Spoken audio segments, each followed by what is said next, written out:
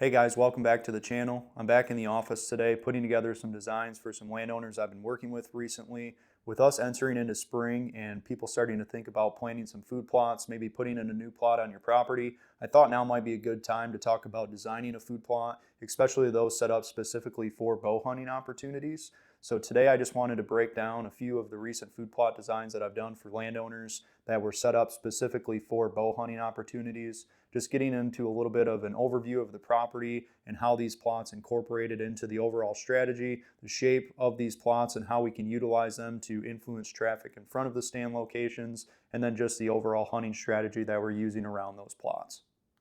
First food plot shape that I want to break down is just the very traditional linear or almost kidney bean shaped plot like we have right here towards the bottom of the screen. This food plot was on a smaller whitetail property, sub 40 acres. It was all timber, so our goal was to bring in some food to really try to influence travel into some of our better stand locations. Now our main perimeter access trail runs just to the bottom part of the screen from right to left coming into the property. So with us having that low impact access coming in from the bottom of the screen, the goal with this food plot was to be able to hunt over a food source with a very low impact access route. So we were able to accomplish that. And then as we begin to layer beyond this actual food plot itself, you're going to see these orange circles that are just to the northwest as the screen is oriented, and those are going to be bedding areas. We wanted to add these bedding areas close to this food plot to promote some direct traffic down in and through the food plot, and also connect it with these yellow travel corridors that you see coming from the left side of the plot and then splitting off into two different corridors on the right side of the plot. So our goal with trying to set up a hunting strategy around this plot is not only one, being able to catch those deer as they filter out of the bedding area and work through their plot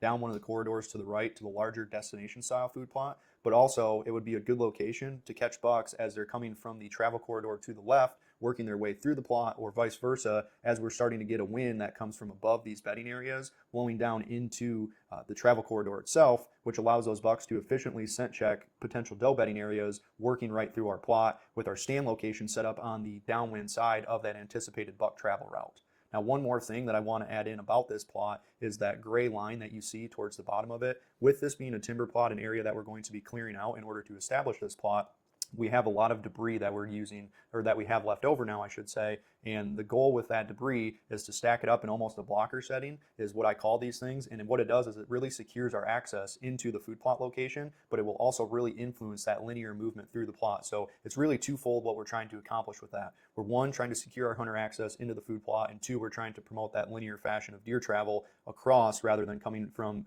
behind or in front of our stand location.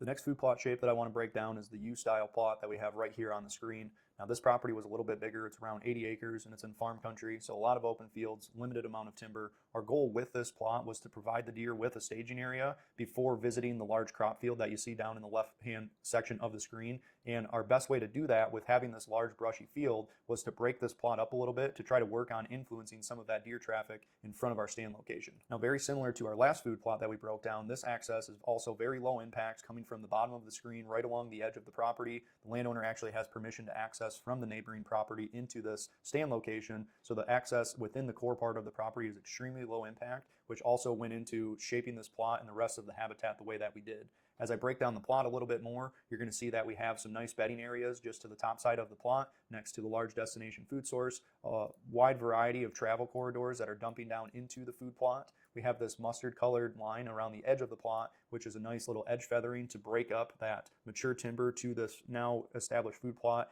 give it a little bit more security cover and just a nice, more gradual transition as these deer enter into the food plot area. These red dots are just some fruit trees, adding a little bit of diversity here. And then the last element of this is just going to be this tan little lines that we have coming through. That is just going to be a plot screen, which is going to break up the visual for the deer as they enter into the plot, and then also secure the hunter access as they're coming from the south and slipping right on in here.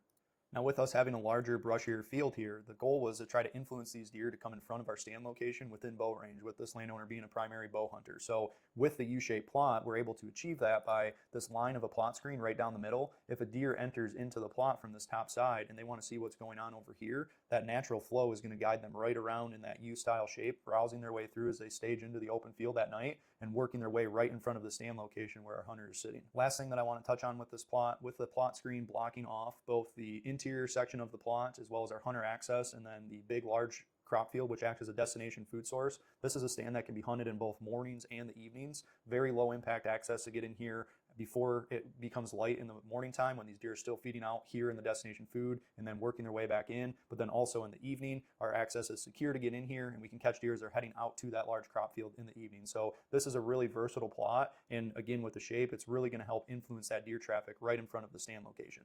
Last food plot shape that I want to cover is the hourglass shape, which you see here towards the center of the screen. Now this is on a whitetail property that I've been working with this landowner for a couple of years now, and this is right in the heart of Ohio farm country, so there's very limited cover around here. On this property, for instance, it's right around 100 acres we're developing into habitat, and I believe when we got started there was less than 10 acres of cover on this entire property. So surrounding this hourglass shaped plot, you're going to see a ton of different colored fields, which is all set up as developing cover on this property, so that way we're influencing more deer to be bedding on the property, because right now there's a very limited amount of that going on. Now, the meaning of the hourglass shaped plot, very similar to what we have with all of the other plots that we're setting up for bow hunting purposes, is trying to condense movement right in front of the stand or blind location, which is where you see the shape kind of pinch down like this, creating that focal point right in the middle of the food plot itself. And very similar to the other two food plot shapes that I covered in a lot of these bow hunting style food plots, is what our main goal is trying to catch that linear traffic from these deer on their way into different sections of the property. So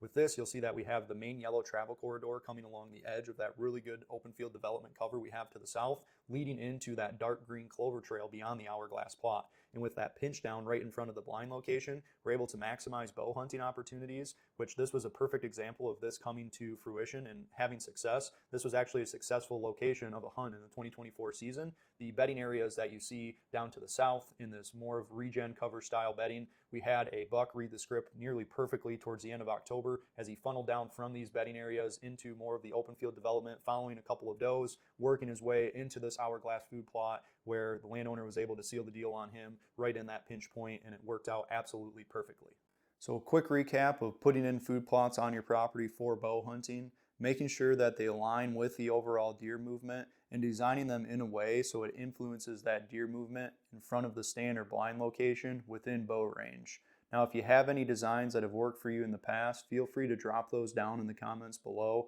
I'm always looking for fresh ideas, and make sure you subscribe to the channel so you guys don't miss out on future videos. We'll see you in the next one.